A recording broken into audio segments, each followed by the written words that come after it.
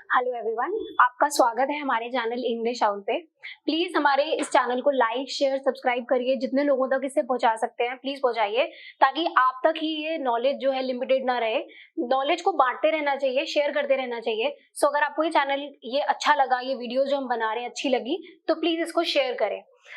हमने last stage में पढ़ा था प्री नेटल डेवलपमेंट, यानी कि प्रसव पूर्व अवस्था। अब इस वीडियो में हमें डिस्कस करना है शैशवावस्था, यानी कि इन्फेंसी। और ये जो स्टेज है ये पुरानी वाली स्टेज से थोड़ी सी कॉम्प्लेक्स है। तो जैसे जैसे हम आगे स्टेजेस पे जाते जाएंगे थोड़ी थोड़ी कॉम्प्लेक्सिटी बढ़ जाएगी, थोड़ा सा मुश्किल होता जाएगा।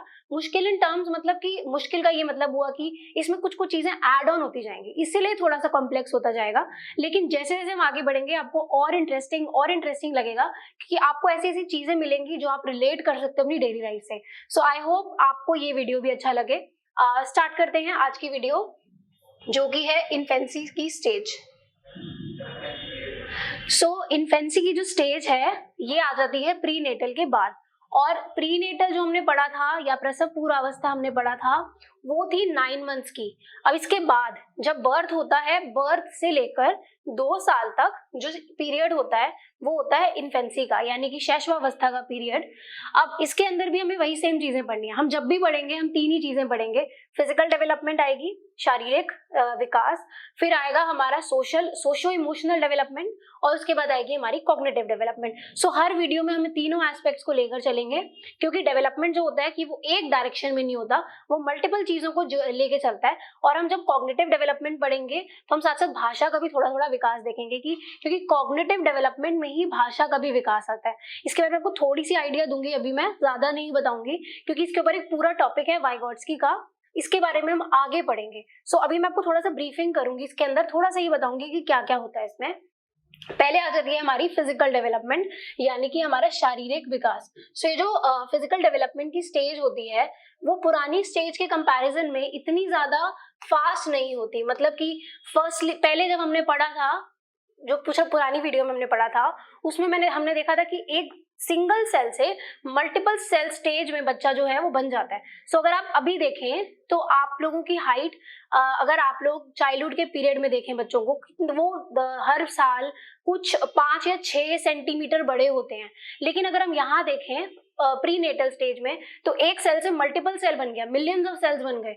अगर ऐसी ही हमारी डेवलपमेंट की रेट रहती, अगर ऐसे ही बरकरार रहता, तो आज के टाइम पे आप कितने बड़े कितने लंबे हो चुके होते। क्योंकि जैसे जैसे डेवलपमेंट बढ़ती है, हमारा जो फिजिकल डेवलपमेंट है उसका जो रेट है, उसकी जो स्पीड है वो गिरती जाती है।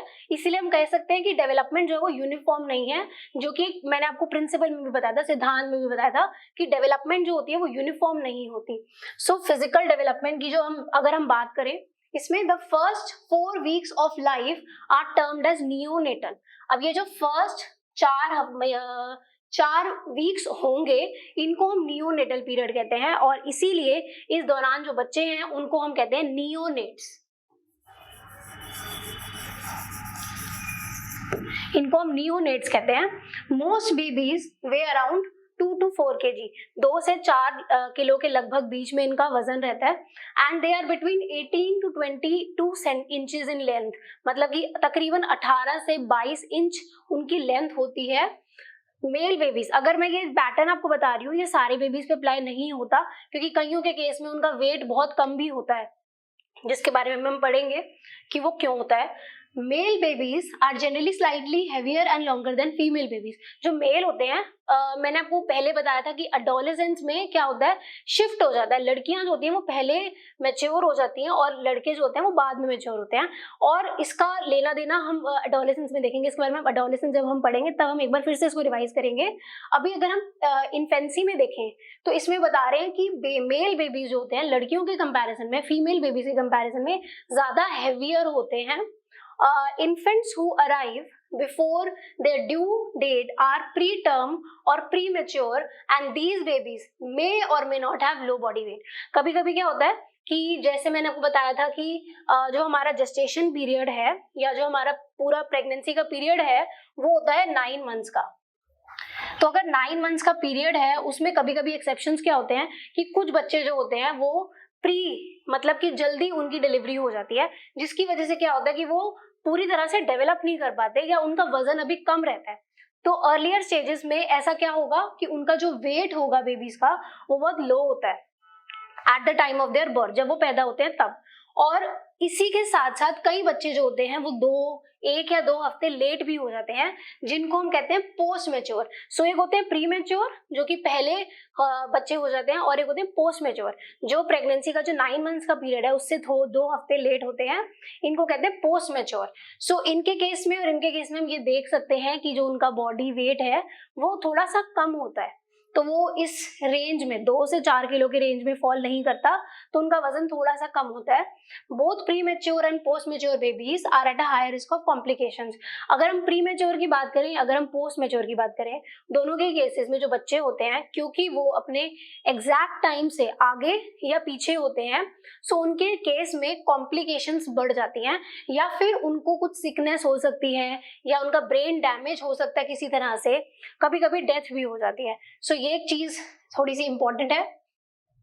Physical growth is specially rapid during the first 2 years। शुरू के जो 2 साल हैं, यानी कि जन्म से लेकर 2 साल तक जो टाइम पीरियड होता है, ये जो 2 साल का टाइम पीरियड है, इसमें रैपिड चेंजेस होते हैं।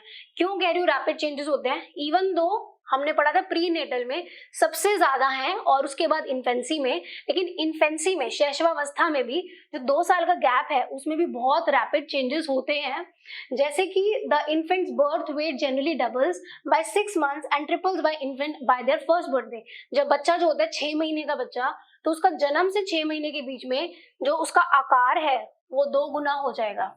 और अगर हम बात करें कि बच्चा जब पहला फर्स्ट बर्थडे मतलब 1 साल का हो जाएगा, तो उसका 3 गुना वजन बढ़ जाता है। Similarly, a baby grows between 10 and 12 inches in length and the baby's proportion change during the first 2 years। जो बच्चे का अनुपात है, प्रोपोर्शन है, वो भी चेंज होता रहता है। 10 से 12 इंचेस के बीच में जो बच्चा है वो ग्रो करता है लेंथ में, और उनका अनुपात जो है वो बदलता रहता है 2 सालों में। मतलब कभी कभी सर का आकार बॉडी के कंपैरिजन में ज्यादा बड़ा होता है, धीरे धीरे वो कम होता जाता है। और the size of the infant है, जो कि मैंने आपको भी बताया था कि जैसे मान लेते हैं कि शुरुआत में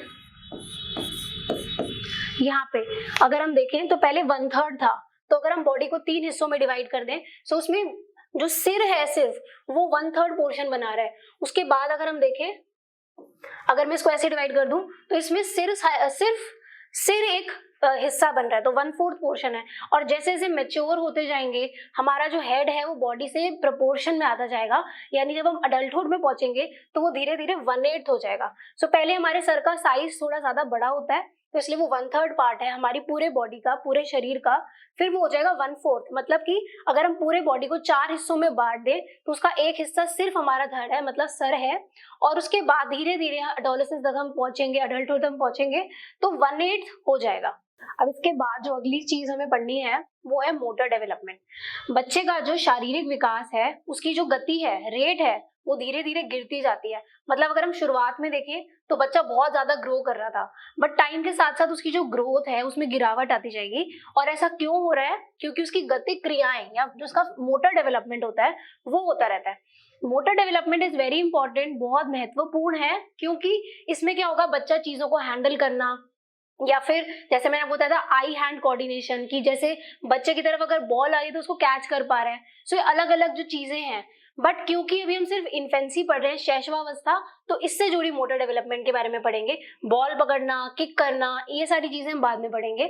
सो अगर हम इसमें देखें मोटर डेवलपमेंट का या गतिक विकास का, उसमें क्या होगा कि पहले के महीने में जो बच्चा है वो सिर्फ अपने सिर को हिला सकता है, अपनी चिन को हिला सकता है। अब ये आपको पता होना चाहिए, क्यों? क्योंकि इसमें होती है सिफेलोकॉर्डल डेवलपमेंट।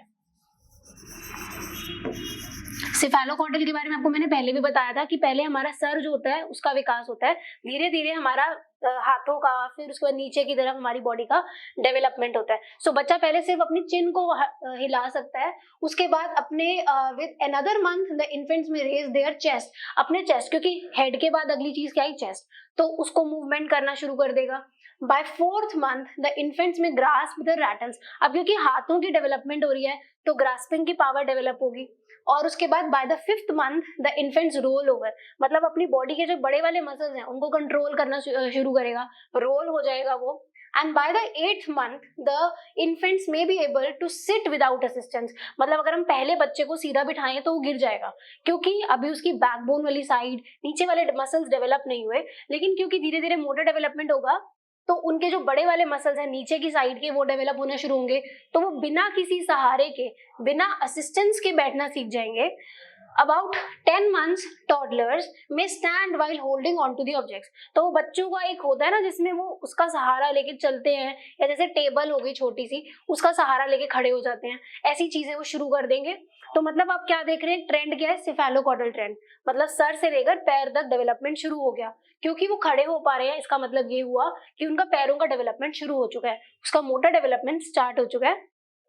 फिर जब 14 महीना हो जाते हैं, 14 महीने मतलब कि 1 साल 2 महीने, तो इसमें टॉडलर्स जो होंगे वो खड़े हो जाएंगे बिना किसी हेल्प के। पहले वो किसी की चीज के, जैसे टेबल का, चेयर का मदद लेके वो खड़े हो रहे हैं, अब वो बिना किसी चीज के हेल्प के, असिस्टेंस के खड़े हो जाएंगे। और कभी कभी इस स्टेज तक आते आते 14 महीने मतलब 1-1.5 साल तक बच्चा चलना शुरू हो जाता है। अब मैंने आपको बताया था कि हमारा जो फिजिकल डेवलपमेंट है वो तो एक एस्पेक्ट हो गया। हमने प्रीनेटल डेवलपमेंट में खाली फिजिकल डेवलपमेंट पढ़ा था, उसके आगे की जो चरण है उनके बारे में, वो बाकी की जो डोमेन है उसके बारे में नहीं पढ़ा था। उसका रीजन ये था कि इसके ऊपर स्टडीज तो चल रही हैं कि बच्चा जो होगा उस गर्भ में कितना उसकी कॉग्निशन, कितना संज्ञान का विकास हो जाएगा, या कितना उसका इमोशनल स्टेट डेवलप होगा। लेकिन क्योंकि हम उसकी डीपली स्टडी नहीं कर सकते, इसलिए वो उसके बारे में भी हम डिस्कस नहीं कर सकते। लेकिन एक बच्चा जो इन्फेंसी में है, उसकी इमोशनल स्टेट कैसी चेंज हो रही है उसको हम स्टडी कर सकते हैं, या फिर उसकी जो कॉग्निशन है, उसका जो संज्ञान है, उसमें क्या फर्क आ रहा है। कि एक 2 साल का बच्चा जो है वो एक अभी पैदा हुए बच्चे में बहुत फर्क होता है। 2 साल का बच्चा बोलना शुरू हो जाता है, जबकि जब वो पैदा होता है वो बोल नहीं सकता। तो ये संज्ञान का विकास हुआ, कॉग्निशन का डेवलपमेंट हुआ, तभी वो ऐसा कर पाया।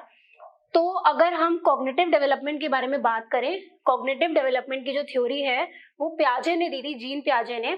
जो 0 से 2 इयर्स की एज होती है उसको हम कहते हैं सेंसरी मोटर स्टेज।